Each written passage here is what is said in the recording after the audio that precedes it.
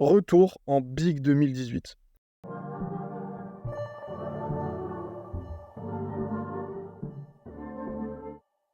À cette époque-là, je suis au lycée et j'ai besoin d'oseille. Alors je commence à livrer des pizzas, des burgers à vélo le soir après les cours. Mais bon, après m'être tapé non pas une, non pas deux, mais bien 3 putains de voitures, je me dis que je pourrais peut-être faire autre chose à la place. 2018, c'est l'apogée de la hype des sneakers. On est au moment des collabs Nike, Off-White, la hype des rééditions de Jordan 1, et au milieu de tout ça, il y a aussi un peu de hype pour les customs de sneakers. Alors quoi de plus normal que de choisir comme alternative de peindre des chaussures et de les vendre sur internet. Bon, aujourd'hui la hype est un peu passée sur ce genre de truc, mais vas-y, on s'en tape. Je me suis racheté un peu de matos et j'ai envie de me faire une paire. D'ailleurs, en termes de design, il y a un univers qui m'inspire pas mal, dans lequel j'ai passé beaucoup trop de temps dernièrement. Cet univers, c'est Art Traders.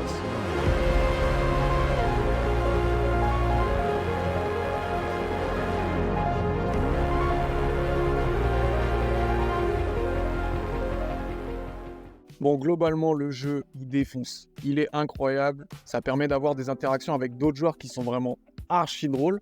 Mais ce qui nous intéresse vraiment dans le jeu, c'est son univers et particulièrement les skins des personnages. Il y a trop de skins qui tuent. Celui-là, il est bien. Celui-là, il tue. Celui-là, il est cool. Mais mon préféré, c'est celui-là. On va donc s'inspirer de ce perso-là pour créer notre custom. Dans l'idée, on va d'abord reprendre les coloris du perso. Donc un jaune un peu safran et on va partir sur un vert plutôt kaki militaire. Au niveau des accessoires, on va s'inspirer de toutes les sangles qu'il y a un peu partout sur le perso. Mais l'élément que je trouve vraiment cool et qu'on va essayer de garder, c'est cette petite bonbonne qu'il a en sac bandoulière, petit réservoir d'eau avec le tuyau qui va bien. Si on peut essayer d'intégrer quelque chose comme ça, ce serait pas mal. Aujourd'hui, la paire qu'on va custom, c'est une paire de Air Force One Mid blanche qui n'est pas tout à fait neuve, je vais pas vous mentir. C'est une paire qui a été achetée sur Vinted pour 25 €. Comme ça, si je me foire, c'est moins chiant que sur une paire neuve à 100 balles. En ce qui concerne le reste du matériel, j'ai racheté un kit de peinture pour cuir de la marque Angelus, avec plusieurs pinceaux à l'intérieur, qui me serviront peut-être pas autant que prévu, parce que j'ai aussi racheté ça, une boîte blanche, avec un aérographe à l'intérieur. J'en ai jamais utilisé, mais ça m'a toujours fait envie, donc aujourd'hui, on teste ça, on verra bien. J'ai aussi ça, un paquet de bonbonnes de CO2, initialement utilisé pour le vélo, mais qu'on va détourner aujourd'hui et intégrer dans la paire pour rappeler la bonbonne du personnage. Allez, pour commencer, je vais passer un petit coup d'acétone avec un chiffon sur le cuir pour virer le vernis de la chaussure. L'idée, ça va être de s'assurer que la peinture adhère au maximum sur le cuir.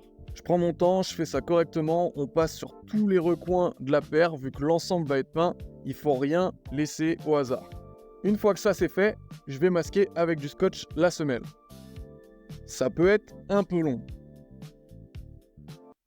Ah ouais, c'est long là, ouais. Allez garçon, tu peux le faire. Ah, c'est très long. Mais nécessaire pour s'assurer d'avoir aucune trace de peinture sur ma belle semelle blanche.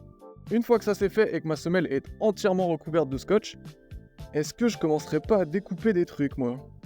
Allez hop, on est parti. Je coupe le scratch au niveau de la cheville pour pouvoir le remplacer plus tard par une belle sangle noire avec un beau clip tout neuf. L'idée ça va être de donner un aspect beaucoup plus technique à la paire.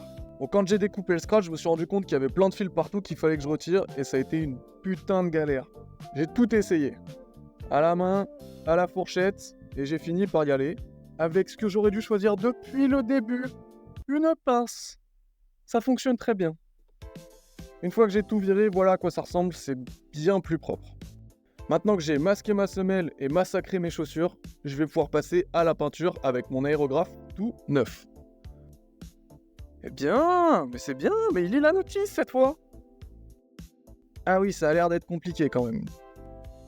Bah non, t'étais bien parti garçon. Abruti, regardez, ça suffit pas, faut lire. Allô ? Aïe aïe aïe. Bon, c'est pas grave. Pour la peinture, j'ai préparé mon mélange pour avoir un beau vert kaki. Ça a été une sacrée galère, mais ça, on va en reparler un peu plus tard.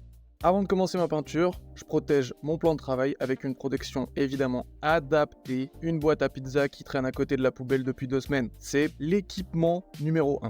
Avant de verser la peinture dans le réservoir du pistolet, je la secoue bien, je verse ma peinture et je vais ensuite la diluer avec de l'eau déminéralisée. Je dilue, je dilue, je dilue, je dilue, on referme. Non mais oh là, ça va les gestes obscènes, c'est dégueulasse. On check. Mais Corinne, viens voir, je te dis qui se branle. Et on teste évidemment. Une fois que j'ai testé ça, je vais gentiment commencer à peindre ma paire. Tranquillement, j'ai globalement aucune idée de ce qu'il faut faire, donc on va y aller petit à petit, fine couche par fine couche.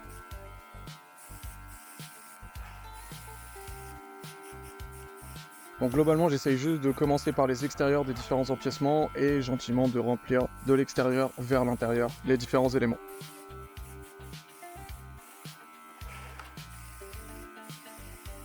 Et tada!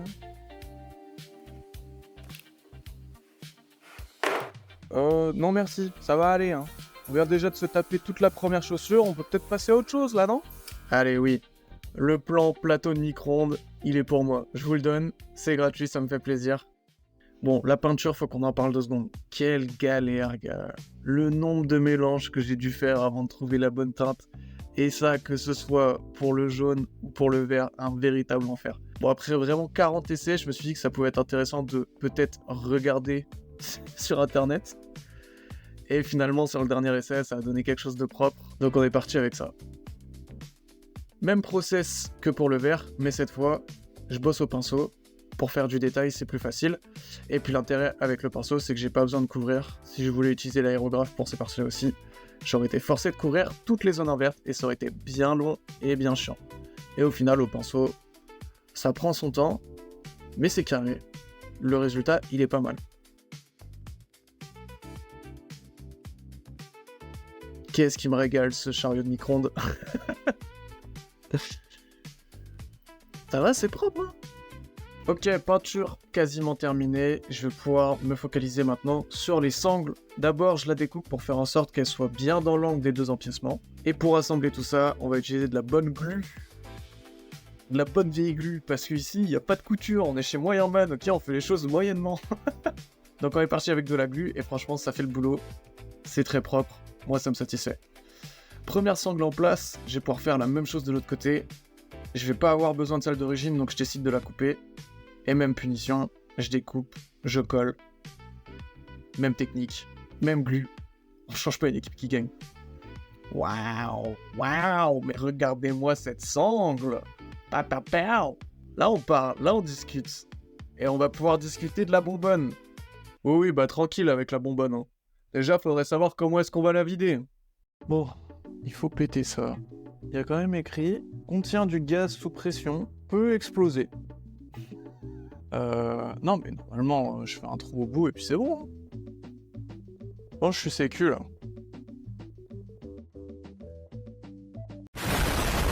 C'est rien passé.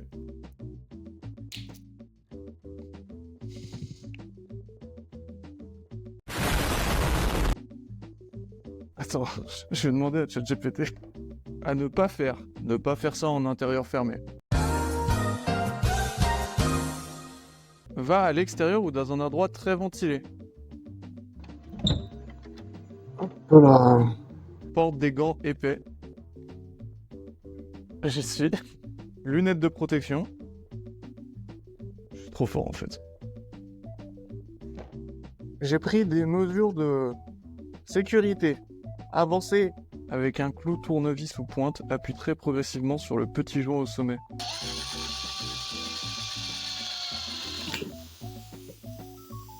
Laisse le gaz sortir lentement, sifflement normal.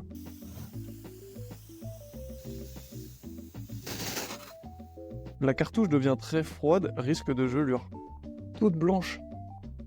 Ça a cristallisé tout autour. Peut-être bien que ça soit pas percé. Oh bah ça m'a l'air d'être une affaire qui roule tout ça. Avant de continuer avec la bonbonne, on va se poser pour finaliser 2-3 petits détails sur la paire. Et notamment, ce qui concerne la brodure à l'arrière de la chaussure. On va repasser dessus avec un petit Posca jusqu'à ce que ce soit entièrement en noir. Une fois que ça c'est fait, on va s'attaquer à la peinture tout autour de la broderie.